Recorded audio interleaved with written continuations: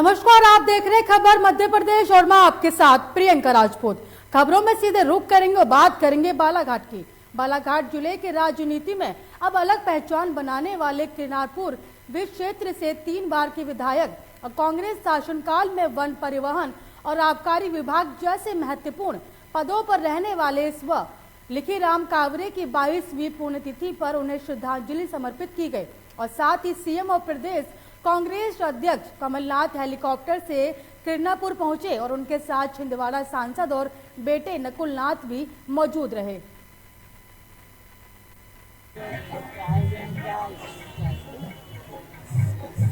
यह हमारे बालाघाट जिले के मध्य प्रदेश शासन के पूर्व परिवहन मंत्री स्वर्गीय लिखीराम कावरे जी की 22वीं पुण्यतिथि है और ये प्रतिवर्ष मतलब समस्त पूरे जिलेवासी जो है शक्ति स्थल पर आते हैं, फूल अर्चना चढ़ाकर उन्हें याद किया करते हैं। और आज मध्य प्रदेश कांग्रेस कमेटी के अध्यक्ष पूर्व मुख्यमंत्री माननीय कमलनाथ जी भी जो है तौर पे आज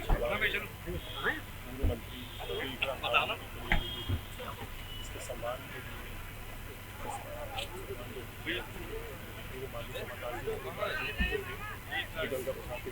समस्त बालाघाट के विधायक सभी लोगों ने श्रद्धांजलि अर्पित की। तत्पश्चात उन्होंने आकर के कांग्रेस परिवार को नेतृत्व दिया और उन्होंने कहा कि आने वाले उसके संगठन के साथ कार्यक्रम में आप लोग उपस्थित हैं, क्या उद्देश्य है? बालाघाट जिले की माटी के लाल स्वर्गीय श्री लिखीराम जी कावरे की आज 22वीं पुण्यतिथि है, जो कांग्रेस के एक दैदीप्यमान सितारे होने के साथ साथ में मध्य प्रदेश और छत्तीसगढ़ जब एक थे तब कैबिनेट मंत्री के रूप में बहुत बड़े दर्जे में और बहुत बड़े स्तर पर उनके द्वारा काम किया गया। माननीय पूर्व मुख्यमंत्री कमलनाथ जी का भी सेतु आगमन हुआ था और उन्हें श्रद्धासुमन अर्पित करते थे। जी, आज उनके आने पर यहाँ पर कोई राजनीति बैठक से नहीं, ये एक शुद्ध श्रद्धांजलि का कार्यक्रम था। माननीय कमलनाथ जी ने पूरे आस्था और विश्वास के साथ और माननीय नकुल नाथ जी भी उनके साथ आए थे, सांसद छिंदवाड़ा। भोपाल फरीदाबाद से किडनैप हुई 4 साल की वंशिका अहिरवार को 4 घंटे बाद सकुशल बचा लिया गया। किडनैपर भोपाल से किडनैप कर रायसेन जिले के सिलवानी से ले गया था। वहां पर भोपाल की संयुक्त टीम ने किडनैपर को गिरफ्तार किया और बताया जा रहा है कि आरोपी नर्मदा प्रसाद है। उसे कई बार बच्ची के घर के आसपास घूमते हुए देखा गया और साथ ही भोपाल कमिश्नर ने आरोपी की गिरफ्तारी पर 20,000 रुपए का इनाम भी घोषित किया था। राजधानी में 5 साल के मासूम की हत्या के मामले में पुलिस ने दोनों आरोपियों को गिरफ्तार कर लिया। पुलिस पूछताछ में सामने आया कि महिला और उसके भाई को मासूम के कत्ल का कोई अफसोस नहीं है। पिछले 10 साल से दोनों परिवारों के बीच में जमीन को लेकर रंजिश चल रही थी। भोपाल के जहांगीराबाद में एक महिला ने पड़ोस में रहने वाले 5 साल के मासूम का कत्ल कर दिया क्योंकि वे मासूम के परिवार से दुश्मनी रखती थी और दोनों परिवारों के बीच पिछले 10 साल से जमीन विवाद को लेकर रंजिश चल रही थी। जो 5 वर्षीय बच्चे का जो मर्डर हुआ है, जिसमें जो आरोपी है और एक उसका भाई समरीन और फरजान को गिरफ्तार किया है, इसमें अभी तक जो पूछताछ की गई है उसमें जो उनका आपसी पारिवारिक मतभेद था वही कारण सामने आ रहा है, जो कि उनका आपसी मनमुटाव जो पिछले करीब 10-15 साल से चला आ रहा था। उस महिला का कहना है कि मतलब जो फरियादी पक्ष है उनके द्वारा उनकी ज़मीन पे कब्जा करने की कोशिश की जा रही थी और काफ़ी प्रताड़ित किया जा रहा था, जिसको लेकर उसके मन में घृणा थी और इस प्रकार उसने घृणा था। मुख्यमंत्री ने प्रधानमंत्री द्वारा ली गई मुख्यमंत्रियों की बैठक से लौटकर टीम शिवराज और टीम सरकार के साथ बैठक की। सभी मंत्रियों को अपने अपने प्रभार के जिलों में बेहतर मॉनिटरिंग करने के लिए निर्देश भी दिए। कांग्रेस द्वारा बनाई गई एक्सीडेंटल सरकार 15 महीने ही चल पाई और गिर गई। आज चल रहे वैक्सीनेशन अभियान के सबने बढ़ चढ़कर हिस्सा लिया और मध्य प्रदेश में पुलिसिंग में ड्रोन व्यवस्था आगे लागू की जाएगी और मध्य प्रदेश में ड्रोन से भी पुलिसिंग की जाएगी। मुख्यमंत्री जी ने प्रधानमंत्रियों के जो सम्मेलन से मुख्यमंत्रियों का प्रधानमंत्री जी ने सम्मेलन किया था, उससे लौट के आए।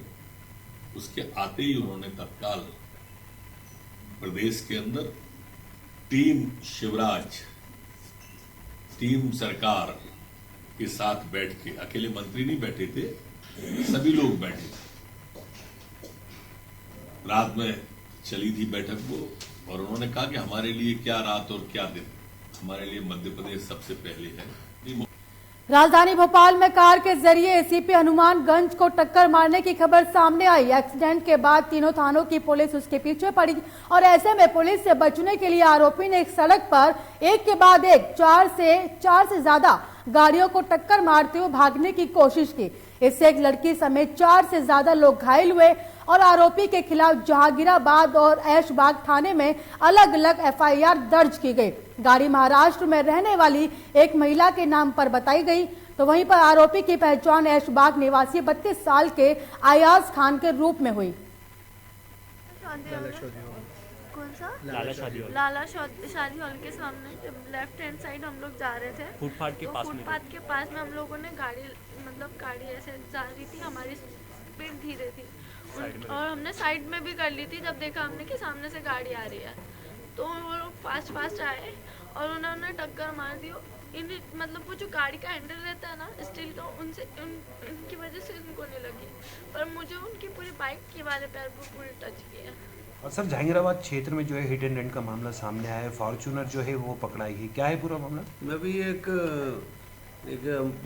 फॉर्च्यूनर कार कंट्रोल रूम तरफ से आई और इस तरफ जिसी तरफ जा रही थी उसी बीच में एक लड़की स्कूटी पे जा रही थी, उसको टक्कर मार दी। उसको टक्कर को देख के हनुमानगंज एसीपी साहब की गाड़ी भी आ रही थी, उसने उनका पीछा किया। पीछे करके आगे जाके एक सज्जन को और टक्कर मारी। उन्होंने फिर उसको पकड़ के ले आए हैं, फॉर्च्यूनर गाड़ी अपने कब्जे में। और मोहखेड़ विकासखंड में पहचान के मोहताज नहीं, अपनी मेहनत और लगन से स्कूल को संवार दिया। स्कूल को डिजिटल स्कूल बनाकर जिले में लगी अलग पहचान बनाई। मोहखेड़ विकासखंड के उमरा नाला संकुल अंतर्गत आदिवासी गांव में स्थित शासकीय माध्यमिक स्कूल में पदस्थ 3 शिक्षक ऐसे भी जिन्होंने 1 दिसंबर 2016 से हर महीने अपनी खुद की सैलरी 1% की राशि से स्कूल की सूरत बदल दी। स्कूल में यहाँ पे हमें हमारे स्कूल में बहुत अच्छा लगता है। हमारे स्कूल में स्मार्ट क्लास है और हमारे स्कूल में लाइब्रेरी है और हमारे स्कूल का वातावरण बहुत शुद्ध है। यहाँ पेड़ पौधे लगाए जाते हैं। प्राइवेट स्कूल से भी यहाँ बहुत अच्छी पढ़ाई होती है। तो आप लोग बताते हैं अन्य जो बच्चे प्राइवेट स्कूल में जाते थे उनको? हमने भी पहले पढ़ा है। हाँ, तो वहाँ कैसा लगा आपको? वहाँ पर इतनी अच्छी से पढ़ाई नहीं होती है। जी, हमारा विद्यालय आज जैसा भी है सब हम लोगों के सब शिक्षकों के और बच्चों के सहयोग से है। स्कूल में बच्चों की लर्निंग के लिए हम इस बार 2 स्मार्ट क्लास हमने हो चुकी है, जिसमें कोई भी पार्ट और कोई भी कंटेंट जो है वो वीडियो के माध्यम से, दीक्षा ऐप के माध्यम से हम बच्चों को बताते हैं, जिससे उन्हें अधिक समय तक याद रहता है और उनका learning level. Jabalpur Dutt residency में एक पत्रकार वार्ता का आयोजन किया गया। उस पत्रकार वार्ता में मुख्य विषय मध्य प्रदेश खो खो संघ द्वारा 55वीं सीनियरी राष्ट्रीय खो खो प्रतियोगिता का आयोजन जबलपुर में किया जा रहा है। ये प्रतियोगिता MLB खेल परिसर में आयोजित और सामने बने हुए स्पोर्ट्स मैदान में की जाएगी। प्रतियोगिता में खो खो खेलने के लिए भारतवर्ष के कई राज्यों से महिला और पुरुष खिलाड़ी शामिल होंगे। जबलपुर में आयोजन हो रहा, छुट्टियों का समय है 26 दिसंबर से 30 दिसंबर, उस समय आयोजन हो रहा। राष्ट्रीय स्तर का आयोजन है, खो खो का आयोजन है। देश भर से, हर राज्य से टीमें आने वाली हैं।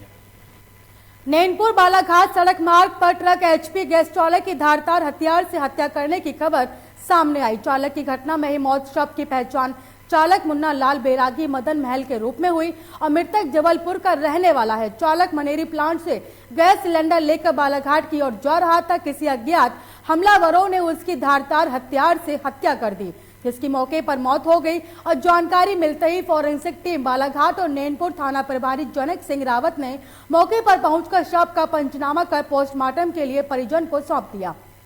कल रात करीब 8 बजे हमारे पास थाने पर फोन से सूचना मिली, एक अज्ञात आदमी का शव नैनपुर से बालाघाट रोड पर करीब 9 किलोमीटर दूर पड़ा हुआ है और खून से लथपथ है। सूचना पर हम लोग मौके पर पहुंचे, वहाँ देखा कि व्यक्ति जो है वो खून से लथपथ पड़ा हुआ है। वैसे ही हमने उसको हॉस्पिटल पहुंचाया, तो उसकी मौत हो चुकी थी। हमने रात में ही उसको ज्ञात करने की कोशिश की और ज्ञात किया तो व्यक्ति का नाम गजानंद उर्फ मुन्ना, पिता सेवाराम, निवासी मदन महल जबलपुर का पाया गया। मेरा नाम सोनिया धारिया है। मैं मृतक की लड़की हूँ। मेरे पिता हैं और मुझे यहाँ से मतलब फ़ोन आया था। शर्मा जी का जो पत्रकार है उनने मुझे फ़ोन करके बताया कि आपके पापा का एक्सीडेंट हो गया और आपके पापा हॉस्पिटल में हैं। मैं जॉब से भागते भागते घर आई और घर से 9 बजे निकली और यहाँ 12 बजे पहुँची। मेरे पापा मेरे को नहीं मिले मेरे पापा तो। जमीन विवाद में परेशान मंदसौर जिले के बरखेड़ा पंथ का एक परिवार मंगलवार सुबह बैलगाड़ी पर सवार होकर जिला कलेक्टर कार्यालय पहुंचा और जन सुनवाई में अपनी गुहार लगाई। बैलगाड़ी में सवार ये परिवार न्याय यात्रा लेकर बड़ी उम्मीद से जिला कलेक्टर के पास पहुंचा, जहां अधिकारियों ने पीड़ित परिवार की सुनी और कार्रवाई का उचित आश्वासन दिया।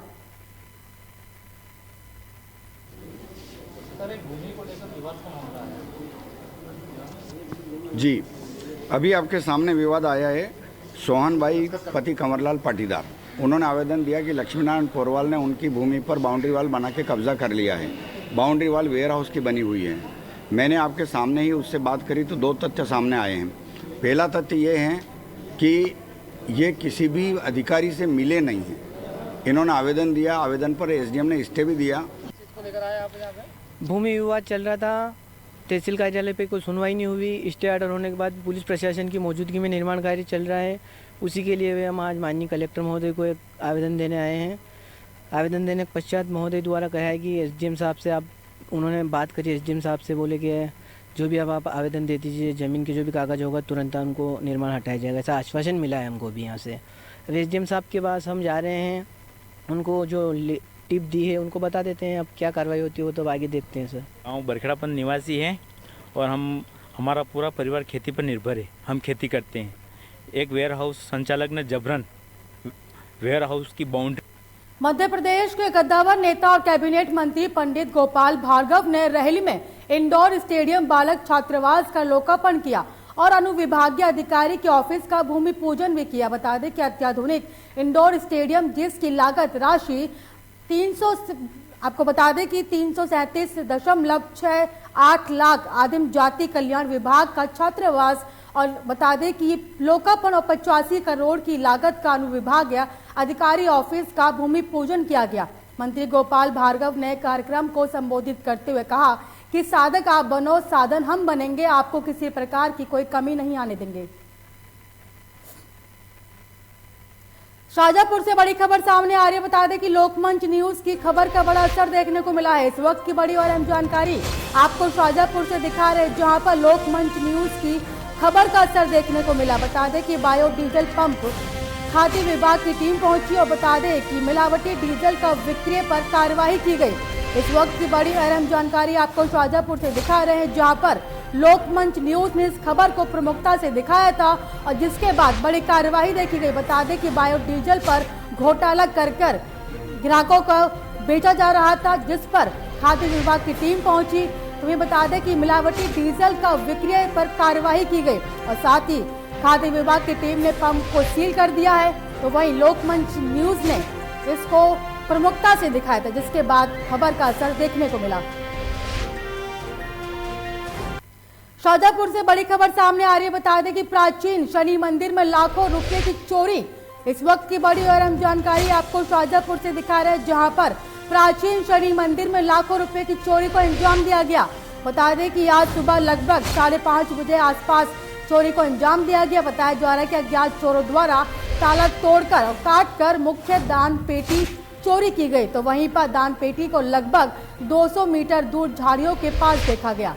बता दें कि लगभग लाखों रुपए चोरी का अनुमान लगाया जा रहा है।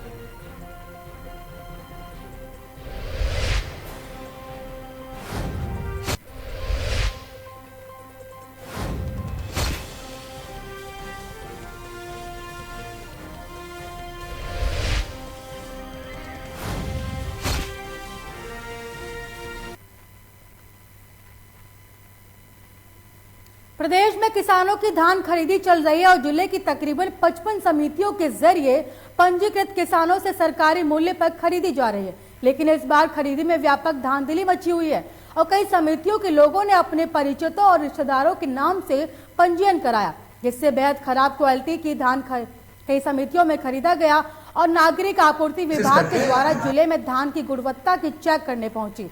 सर्वे टीम के साथ कई समितियों ने दबाव बनाकर धमकी देना शुरू कर दिया और सर्वे टीम से खराब धान को भी पास करने के लिए बोला गया। नहीं करने पर सर्वे टीम के साथ विवाद के हालात बन गए। अगर हमारे सब बाहर के हैं तो नौकरी कर रहे हैं यहाँ पे, और इस तरीके का जो इन लोगों का लिहाज है वो सही नहीं है। तो उसी पर्पज में हमने कलेक्टर साहब से मिला है। कलेक्टर साहब ने आश्वासन दिया है कि हम ऐसे समितियों पर अपने टीम भेज के दल अभी हमारे पास में आया था।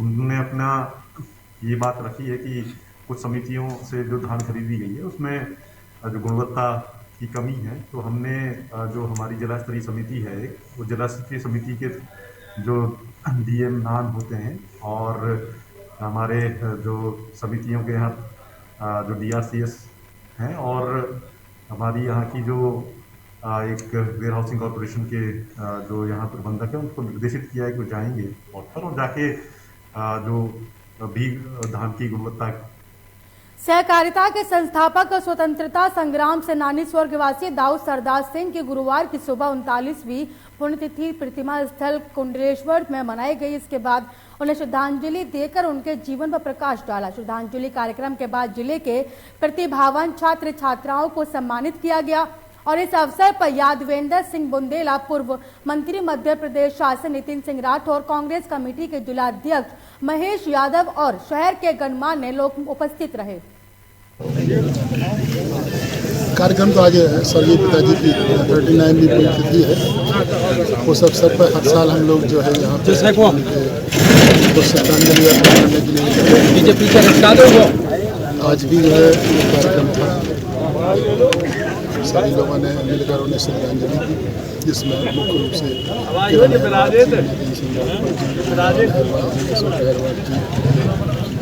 और तमाम वरिष्ठ कांग्रेस के साथ।